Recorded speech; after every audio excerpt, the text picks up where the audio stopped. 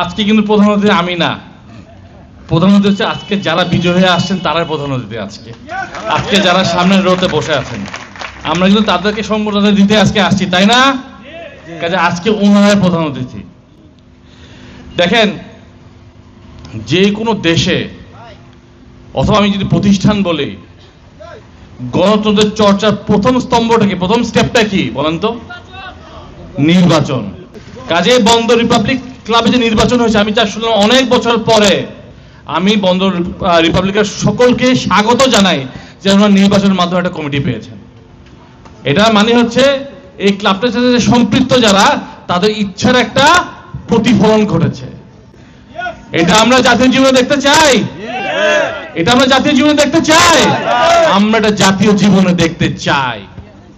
কারণ গত 15টা বছর আমরা প্রহসনের নির্বাচন দেখেছি। আমাদের নেতাকর্মীরা কিন্তু গুম খুনের শিকার হয়েছে, সাধারণ জনগণ কিন্তু নিষ্পেষণের শিকার হয়েছে, হয় নাই? নির্যাতনের শিকার হয়েছে, হয় নাই? বিএনপি নেতাকর্মী ছাড়া অনেক সাধারণ মানুষও কিন্তু নিষ্পেষণের শিকার হয়েছেন, নির্যাতনের শিকার হয়েছেন। এবং আমরা 15 বছর খালি একটা 3টা প্রহসন নির্বাচন দেখেছি। আমরা আর প্রহসন নির্বাচন দেখতে চাই না। আমরা কি চাই? 15 বছর পর বাংলাদেশের মানুষ তাদের নিজেদের সরকার প্রতিষ্ঠা করতে চায়। সেটা করতে হলে কি দরকার? একটা নির্বাচন দরকার। আমরা সেই পথে হাঁটছি। কাজেই বর্তমানে একটা কথা কিন্তু অনেকে বলে গেছেন, আমাদের কিন্তু একতাবদ্ধ থাকতে হবে। একটি অশুভ শক্তি কিন্তু বাংলাদেশের বিরুদ্ধে কাজ করছে, যাতে তারা চায় বাংলাদেশের জনগণের একটা সরকার প্রতিষ্ঠা না হয়। আমরা যদি সেই সুযোগটা আমাদেরকে না, তাদের কাউকে না দিই, আমরা যদি একতাবদ্ধ থাকি, কেউ কি সুযোগটা পাবে? এই সুযোগটা কেউ পাবে না।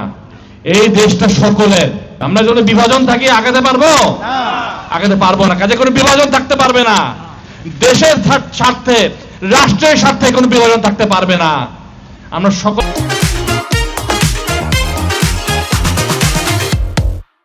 একতাবদ্ধ থাকতে হবে। আমরা এটা মনে রাখি, এই দেশটা কিন্তু আমাদের সকলের। আর 5ই অগস্টের যে বিজয়, এটা কি খালি কোনো গোষ্ঠীর বিজয় ছিল? কোনো ব্যক্তির বিজয় ছিল? কোনো দলের বিজয় ছিল? এটা বাংলাদেশের সকল শ্রেণী পেশার মানুষের বিজয় ছিল। একটা গোষ্ঠী এটা স্বীকৃতি চায়, কিন্তু এই স্বীকৃতি কোনো গোষ্ঠীর না। বাংলা জাতীয়তাবাদী দল কি বলে যে এইটার বিজয় খালি বাংলা জাতীয়তাবাদী দলের? আমরা কোনো এককভাবে স্বীকৃতি চাই? কেন চাই না? কারণ আমরা জানি এটা আমরা সকলে একতাবদ্ধভাবে করেছি। আমাদের দলের 500-র উপর নেতাকর্মী নিহত হয়েছে, কিন্তু হাজার হাজার মানুষ কিন্তু আমাদের দল আহত হয়েছে, কিন্তু তাও আমরা স্বীকৃতি চাই না। কারণ আমরা জানি যে এমন একটা গণ অভ্যুত্থান কিন্তু হয় সকলের একতার মাধ্যমে, সকল শ্রেণী পেশার মানুষের একতাবদ্ধ হলে কিন্তু এই ধরনের একটা জিনিস আমরা দেখতে পারি। আমাদের দেশের 50% বেশি 70% বেশি জনসংখ্যা তো নারীরাই। তাদের প্রতিনিধিত্ব বাড়াতে হবে না? তাদেরকে সক্ষম করতে হবে, তাদেরকে এগিয়ে নিয়ে আসতে হবে, তারা রাষ্ট্র গঠনে আমাদের সাথে কাঁধে কাঁধ মিলিয়ে কাজ করে। এটা কিন্তু মনে রাখবেন আপনারা। আগামী নির্বাচন কি সহজ হবে? সহজ হবে না। আগামী নির্বাচনে কিন্তু নারীদের একটা বিশাল বড় রোল থাকবে। এবং একটা গোষ্ঠী কারা জানেন? আমাদের নতুন ভোটাররা। তাদের সাথে আমাদের সংযুক্ত হতে হবে, তাদেরকে আমাদের বুঝতে হবে, তাদের ভাষা বুঝতে হবে, তারা ভবিষ্যৎ বাংলাদেশ কিভাবে দেখে এটা আমাদের বুঝতে হবে। আমরা যদি না বুঝি, নির্বাচনে কিন্তু আমাদের অবস্থা ভালো হবে না। কাজেই নতুন যারা ভোটার, জেনজি বলেন, গত 15 বছর কিন্তু নতুন অনেক ভোটার হয়েছে। আপনাদের নিজেদের ওয়ার্ডেও পাবেন, প্রতিটি ওয়ার্ডে, প্রতিটি মহল্লায় পাবেন। তাদের কিন্তু তাদের ভাষাটা বুঝতে হবে।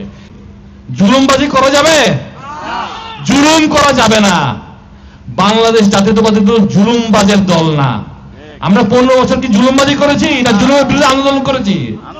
আমরা 15 বছর জুলুমের বিরুদ্ধে আন্দোলন করেছি। কাজে আমরা এখন নিজেরা যেন জুলুমে আমরা যেন নিজেদেরকে জড়িত না করি, আমরা যেন মানুষের পাশে দাঁড়াই, মানুষের সাথে থাকি। এটা আপনারা মনে রাখবেন।